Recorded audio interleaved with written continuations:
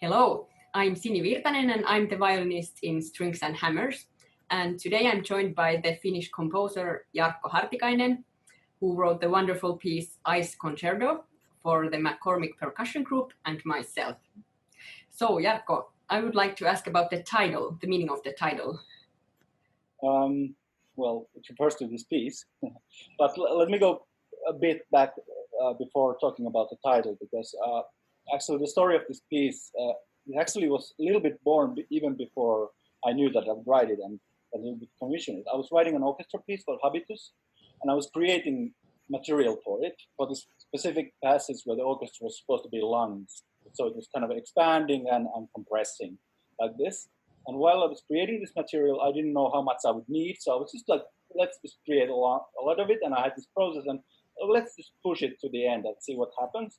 And it was kind of a procrastination effort a little bit. And also curiosity, it's kind of musical research. And I ended up with this material that actually my chords, compressed, they turn out into these scales, these weird scales that were semi-diatonic with microtonality in it. And I started with the natural spectrum. So I just really, what are these weird scales? And I just thought that, well, I'm not writing a violin concerto. I'm not going to need this material. That orchestra piece is more about masses and stuff. So I don't need scales or anything. So, okay. But I was thinking about a violin concerto. I was playing through those scales and thinking about this kind of, that they are somehow cool and clear. Somehow there's this weird, cool clearness in these scales. So when you a little bit later, like a year later, you asked me if I would like to write a violin concert. Yeah, I have the material ready, and I had kind of the concept already in my mind. And when you said percussion ensemble, I said, yeah, that fits perfectly with the kind of cool, clear image I had because of the sound of those instruments. So I had it. That's wonderful. So when titling the piece, of course, it's in all caps, which opens up to even more, I guess, interpretations of the title. And of course, it can mean more things than just, what do you call it, water from backstage, or ice. And it was my first U.S. commission, and during this administration, of course, we know now what the Immigration and Customs Enforcement are doing to foreign students and all this crazy stuff.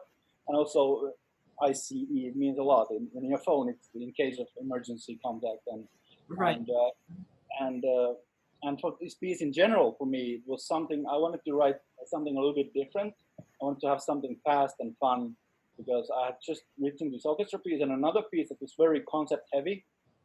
So I wanted to just write music, basically, just to kind of to show that I can just kind of mess with my critics and just to offer myself a little relief.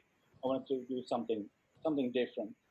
And I had this material and this image in my mind, so I had to write it. Yeah. Nice. It worked out really well, I think.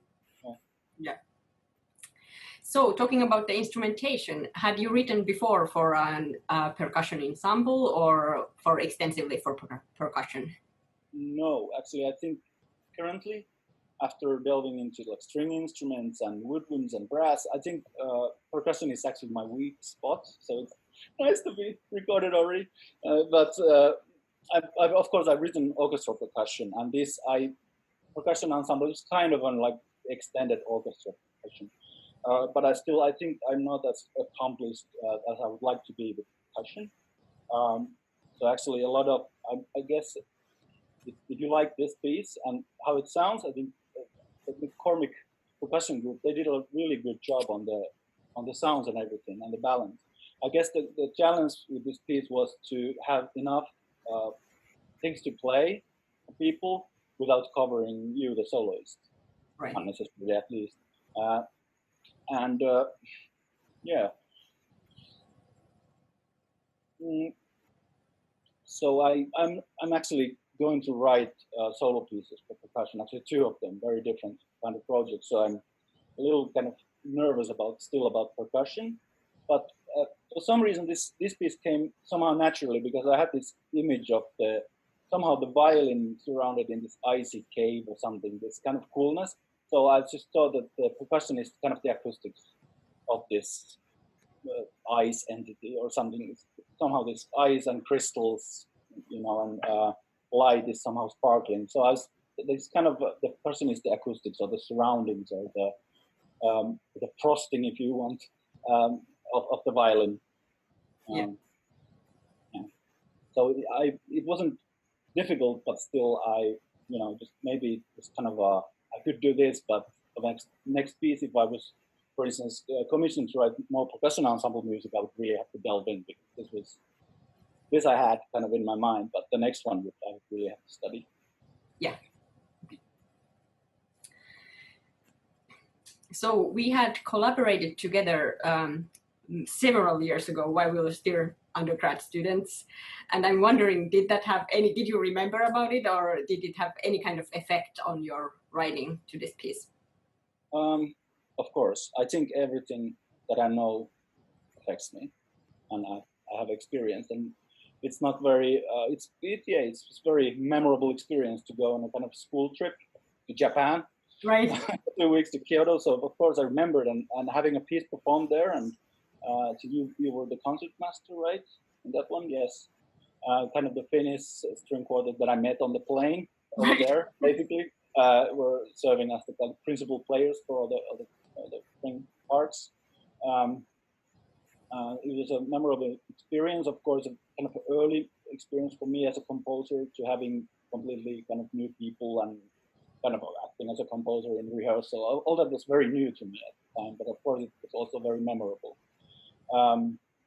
So I knew you as a very kind of how to say, we didn't have any difficulties. So I was thinking that you are the kind of a player that will just be ready in the rehearsal. So it's weird to talk about it, but somehow I can. If I have these weird scales, you will play them. You will practice them, and it will be perfect. So I can push you this. For some other maybe more temperamental player, kind of a little bit more diva, I would have thought about it, and it's like, okay, we will do it, and she will do a great job. Well, you did manage, I can tell you so much. Yeah, because I remember this piece was actually that we did in Kyoto, called Lumen. It was played again, and in Kyoto it was very young players, and it was played by professional players in Finland, in Helsinki, later, and they had much slower tempo on the very fast passage. Which I remember was faster than I wrote, and it's just these flurries of notes going. And I had also this image. Of course, it was the whole ensemble. It wasn't you, but of course you were the principal player. And somehow it took off in the premiere. We didn't practice it that fast. Somehow just took off. So I had this image of that you can play fast notes, and I had all these scales in front of me. So. Yeah. Is there anything else you would like to add or talk about or mention?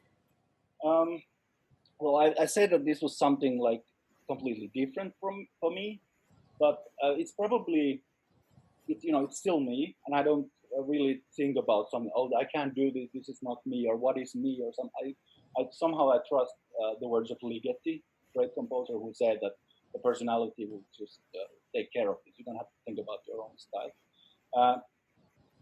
And I've been saying for 2 years that this is a very different piece from mine, but it's just the kind of the dimension of music that I'm focusing on that is different. Usually I'm much more into sound, and that's because I'm interested in kind of physicality of sound in general, and it manifests in the timbre. You hear, for instance, someone speaking voice about their physical condition, if they're having a cold, right, or they're very tired. Or enthusiastic, and in this piece I had, for the material in the orchestra piece, there was this body, there was these lungs that were contracting and compressing, but I did that in pitch realm, which is not. It's kind of more like a side effect. It's kind of like if normally you have the pitch and then you have some kind of sound to it. It's more like the pitch is more important, and then it's more like coloring. And I tend to think of it the other way around in my work. But this work the focus was in the pitch much more, but it still has this kind of, actually it's still me, because it has this close relation to kind of listening to a kind of a body that the pitch creates. Because I'm starting with scales, and the scales go like this, they turn into chords, and then they kind of, because they're compressing and contracting, they just you can also listen to this piece of kind of where do you start to hear these things as arpeggios and one as scales, and does that change it, or is chord and scales is the same thing? And it's kind of listening to the pitches, and this, because the material change really gradually, so it's kind of like a three-dimensional body that you're turning in your hand, looking from a different. So it's not that different. It's kind of a contradicting myself, or taking a step back. Yeah. Okay, thank you so much,